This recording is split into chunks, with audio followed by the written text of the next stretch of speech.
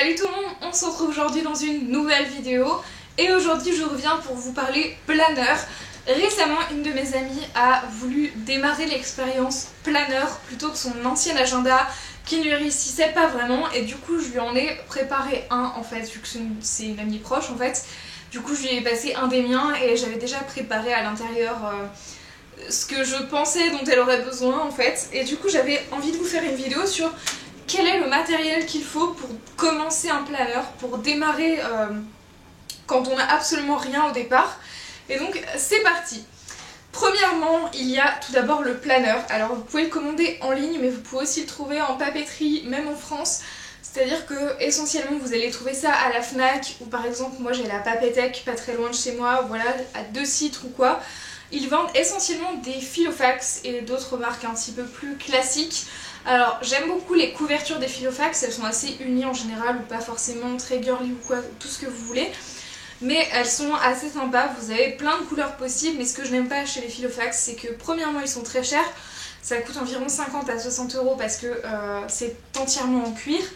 Et autre reproche que j'aurais à leur faire, c'est que l'intérieur, les pages ne sont pas très jolies, elles sont pas très gaies on va dire, c'est un peu du blanc cassé, un peu beige jauni que j'aime pas trop. Et du coup même ça customisé je ne vois pas trop le faire. Donc aujourd'hui on va parler d'un planeur qui vient du site AliExpress. Donc c'est un site chinois qui a plein de revendeurs un peu comme eBay ou Amazon par exemple. Donc j'avais commandé celui-ci il y a un petit moment déjà. J'essaierai de vous retrouver le lien si possible. Mais du coup je vais vous présenter une recharge à l'intérieur qui vient avec mon planeur actuel que j'ai déjà customisé du coup. Donc l'intérêt c'est que quand vous commencez un peu avec ça, dirons-nous, un truc assez basique qui a une jolie couverture. Et avec le temps, quand vous prenez vos marques ou quoi, vous vous retrouvez avec un planeur à peu près de la même taille, mais du coup qui est complètement customisé. Donc je vais pas vous montrer toute la partie customisation vraiment aujourd'hui en détail, mais plutôt ce qu'il faut en base. Donc premièrement c'est un planeur. Actuellement du coup dans celui-ci j'ai l'autre recharge que vous pouvez aussi commander sur AliExpress. Et plein de petites choses. Donc par exemple quand j'avais reçu ma commande, j'avais eu une page du calendrier 2017 qui est assez belle en fait, avec des fleurs comme ceci. Elle est transparente comme page. Donc voici, vous avez aussi une petite page comme ça un peu calque, et derrière vous avez toute la recharge qui était livrée avec. Donc vous avez tous les mois de janvier à décembre avec des petites pages comme ceci. Donc je les trouve déjà un peu plus jolies que dans les Filofax. Et alors certes les cases sont petites, vous avez un petit rond pour noter le numéro du jour, vous avez une vue du coup mensuelle, voire un peu plus, parce qu'on a quand même 6 semaines sur 2 pages, ce qui est quand même beaucoup. Moi personnellement dans mon planeur perso j'ai un peu plus de place que ça. Du coup l'avantage c'est que vraiment pour le coup ça vous laisse peu de pages en fait, et c'est un peu moins lourd, mais vous pouvez noter moins de choses. À la fin il y a une page notes. Et après du coup vous avez tous les autres mois qui sont à peu près pareils. Donc voilà pour ça. J'ai mis un petit intercalaire Today qui est comme ceci, transparent, qui fait aussi règle, qui était livré avec le planeur également. Et du coup après vous avez toutes les pages un petit peu personnalisées du type créatif que j'avais choisi. Donc par exemple vous avez un plan à l'année, vous avez plusieurs pages, vous avez des pages de projets avec vos objectifs et vos notes, vous avez des pages comme ceci avec une vue mensuelle mais des petits carreaux comme ceci pour prévoir des trucs, ou en fait surtout pour noter vos habitudes, genre vous mettez une habitude là et vous notez si vous l'avez pas fait ou pas, et vous notez si vous l'avez fait ou pas avec un code couleur le tel jour de tel mois. Donc ça je trouve ça assez pratique. Ça rejoint un peu l'organisation du bullet journal mais dans un planeur, ce que je trouve absolument fabuleux. Vous avez des pages de liste dans cette recharge et des pages notes et ensuite quoi. Donc voilà pour ça, et à la toute fin vous avez encore des pages de notes un peu personnalisées, un peu customisées qui sont assez jolies.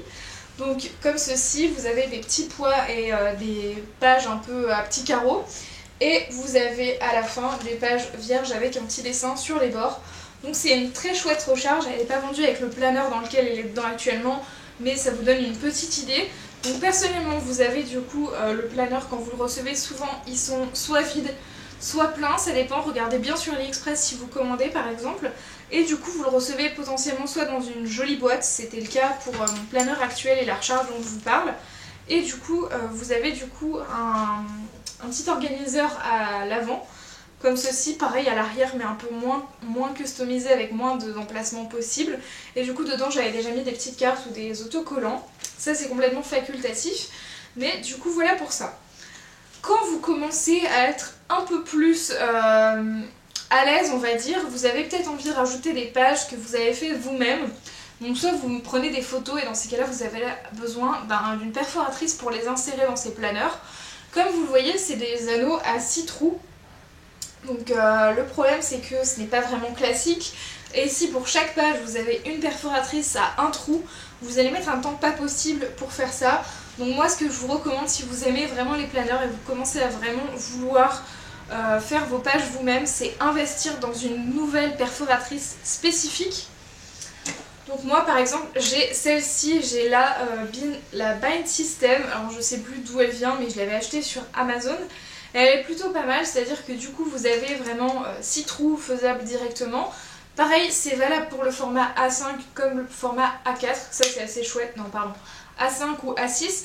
Et vous pouvez aussi faire le format A7 si vous réglez les trous le plus serrés possible, donc bien sûr elle est réglable comme ceci à la main.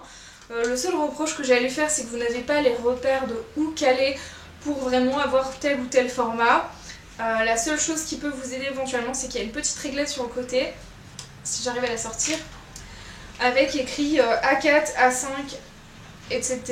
Et du coup ça vous dit combien la rentrer pour caler le papier dessus et faire que les trous soient bien mis en place. Personnellement je l'utilise pas trop, donc voilà pour cette petite chose.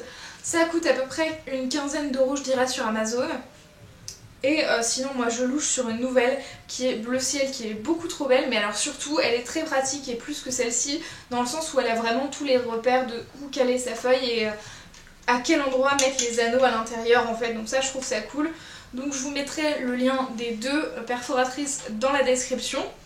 Donc super utile et pareil du coup vous avez un petit réservoir en dessous, en fait vous décollez le plastique et vous avez...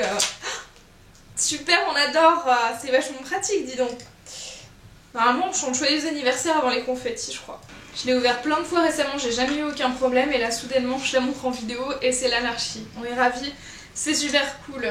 Donc ensuite pour vous aider à vraiment faire vos feuilles comme vous le voulez, moi personnellement je les fais uniquement via Photoshop parce que c'est un outil que je sais manier. Mais par exemple si ça vous est un peu déjà trop en fait, vous pouvez très bien télécharger sur Pinterest, sur plein de blogs perso, des fichiers PDF en fait à imprimer vous-même chez vous et à découper. Voilà, c'est des fichiers PDF trop cool. En général en fait c'est des filles qui font ça ou des gens en général, il y a des mecs aussi qui en font je suppose. Et du coup en fait c'est eux qui les créent eux-mêmes avec Photoshop ce qu'ils veulent ou quoi que ce soit. Et du coup en fait ils les donnent à usage gratuit on va dire et personnel sur leur blog. Par exemple il y en a un sur mon blog il me semble par exemple de recharge que j'avais mis à disposition. Vous pouvez en acheter également sur Etsy par exemple. Et du coup après quand vous les recevez, alors c'est très simple pour le format A5 puisque le format A5 vous imprimez 2 pages sur une feuille A4 classique d'imprimante. Et du coup vous avez qu'à la plier en deux, la coller ou alors juste la couper en deux et voilà, imprimer recto verso, faire comme vous voulez.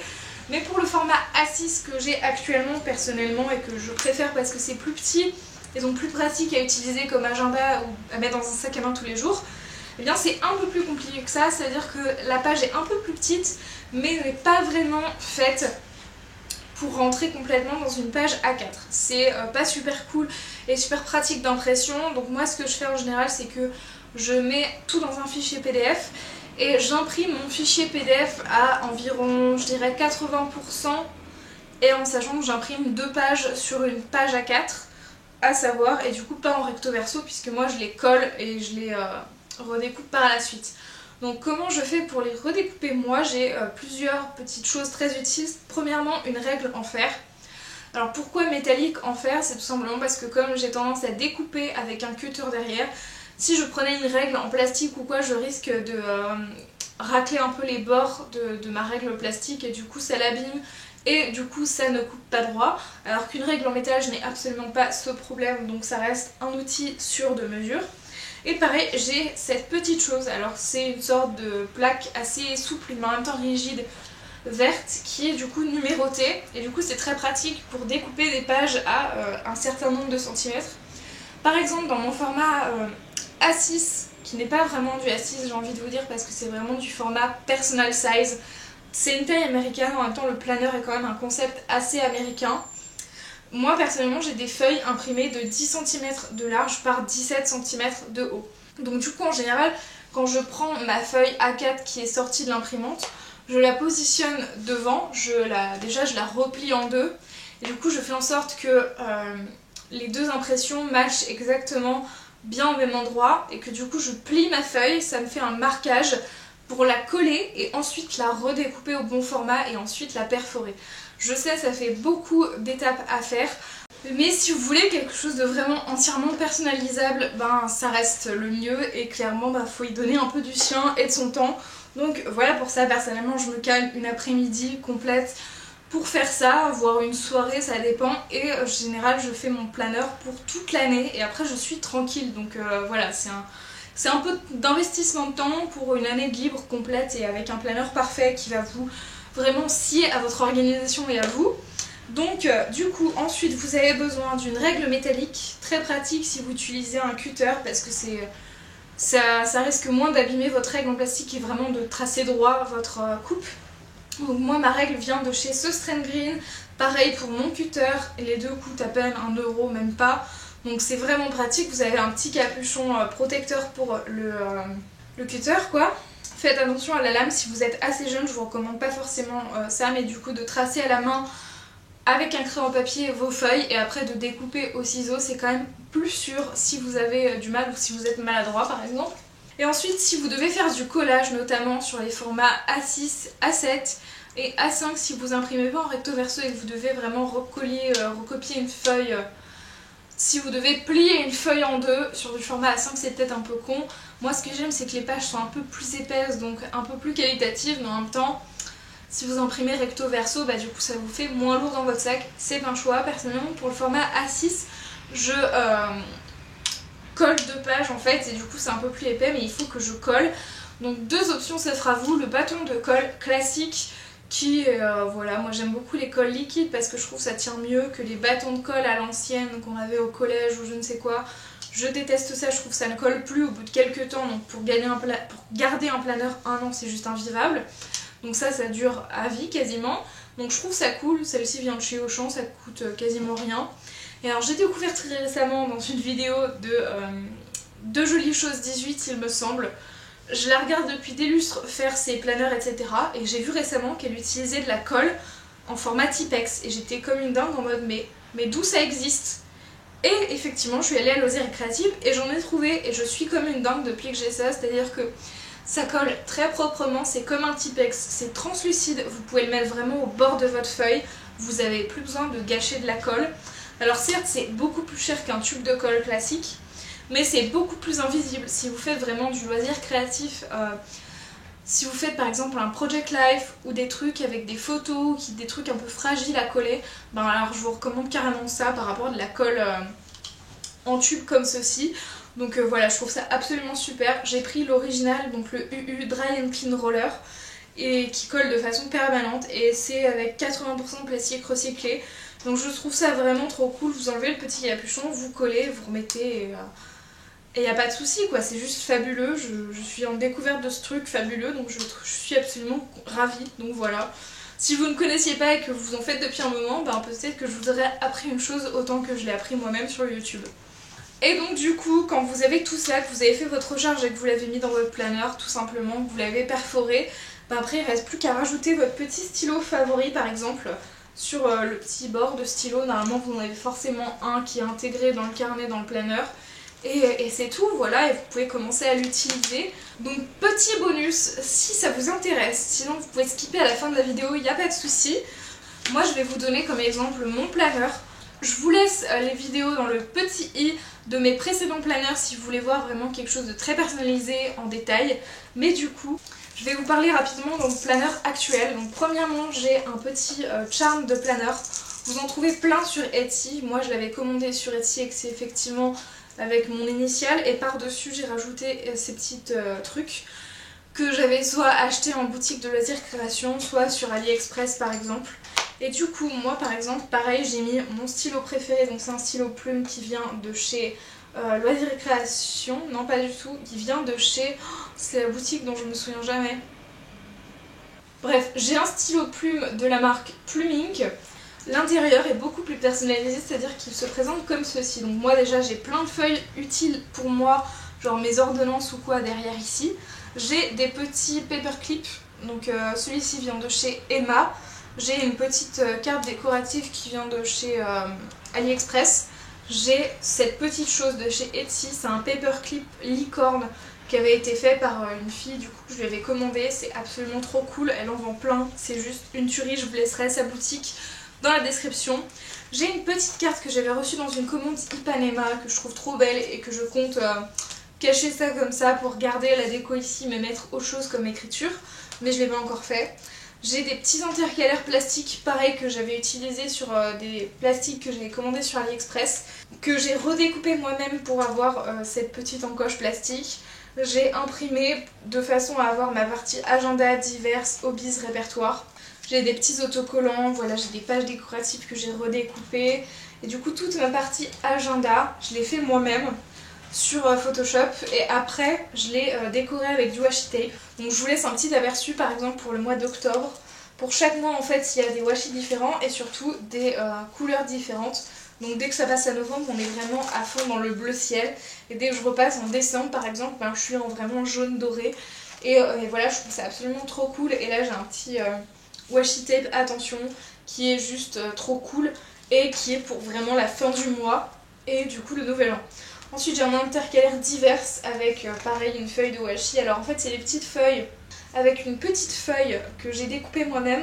Donc en fait j'achète des grands carrés comme ça chez Loisirs et Création de pages assez logiques, j'aime bien les motifs dessus. Et après je les redécoupe et j'en fais ce que je veux. C'est très utilisé dans les loisirs créatifs, donc voilà pour ça. Et après du coup j'ai mes pages de notes. J'avais fait également moi-même des intercalaires de cette petite taille-ci, c'est-à-dire que je les utilise pas forcément, ils sont toujours là. Mais si besoin je colle un petit autocollant qui va dépasser de mes feuilles et dans ces cas-là je vais avoir un repère beaucoup plus pratique autre que mes intercalaires en haut. Pareil, vous pouvez choisir de faire des intercalaires en haut ou sur le côté. Moi je trouve sur le côté ça les abîmait trop, donc je suis passée aux pages plastifiées et en même temps du coup à les mettre en hauteur. Derrière j'ai une page qui est une happiness box que j'avais fait moi-même, que j'avais repris d'une inspiration Pinterest ou je ne sais quoi, avec une petite case inspiration, une page souvenir et une ritual box. Donc je l'ai remplie mais derrière, genre un souvenir par exemple, j'ai écrit « T'as cru la vie ça se mangeait ». Pour la petite anecdote, mon chat était en train d'aller manger du papier de l'imprimante et je savais tellement plus quoi dire et j'étais tellement désespérée de le voir manger du papier pour la première fois que j'étais en mode j'ai perdu mes repères et j'étais en mode « T'as cru la vie ça se mangeait ». Au lieu de « T'as cru le papier ça se mangeait ». Bref, tout un délire. Ensuite j'ai une page Manage Money pour noter vraiment vos finances par exemple. J'ai la page des tâches ménagères de mon foyer par exemple, donc ce qui doit être fait du lundi au dimanche. Et après les tâches mensuelles, bimensuelles et saisonnières. J'ai une page de livres à lire qui n'est pas de moi, que j'avais retrouvée sur Pinterest ou je ne sais plus quel blog et que j'ai imprimé et ajouté dans mon planeur. Pareil, j'ai une page de séries et une page de films. J'ai une petite carte décorative cactus que j'ai imprimée moi-même. Et pareil, après du coup vous avez des petites cartes de Project Life par exemple que j'ai insérées ici. Je vous donne quand même pas tout le détail pour qu'il reste un peu de suspense pour la prochaine vidéo. Donc j'espère que cette vidéo vous aura plu, qu'elle vous aura un petit peu aidé. Et moi je vous retrouve très vite pour de prochaines vidéos. En attendant, prenez soin de vous. Ciao ciao.